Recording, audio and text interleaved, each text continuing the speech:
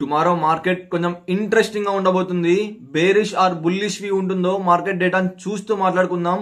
ఈ రోజు market closing చూడండి. Nifty 50 165 points, Sensex 508 points negative లో అయితే క్లోజ్ అయ్యాయి. ఇది ఒక నెగిటివ్ న్యూస్ అనే చెప్పొచ్చు. అండ్ ఇన్స్టిట్యూషనల్ ఇన్వెస్టర్స్ యాక్టివిటీ చూసినట్టయితే ఎఫ్ఐఎస్ వాళ్ళు కంటిన్యూస్ గా సెల్లింగ్ చేస్తూనే ఉన్నారు. ఈ రోజు కూడా 3900 crore రూపీస్ ని మార్కెట్ నుంచి అయితే సెల్ చేశారు.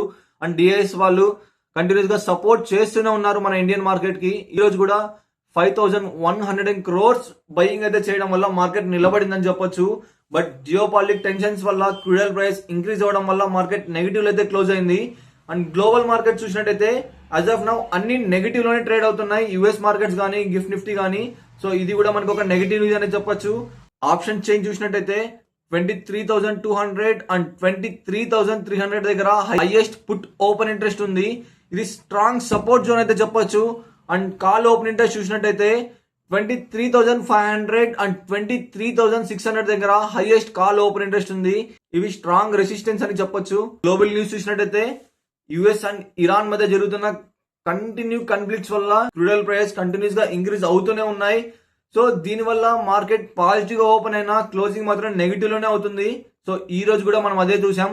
అండ్ ఈ రీజన్స్ అన్నింటినీ బేస్ చేసుకుని టుమారో మార్కెట్ గ్యాప్ డౌన్ అయితే ఓపెన్ అయ్యే ఛాన్సెస్ అయితే ఉన్నాయి. లైవ్ స్టాక్ మార్కెట్ అప్డేట్స్ కోసం please do subscribe the channel.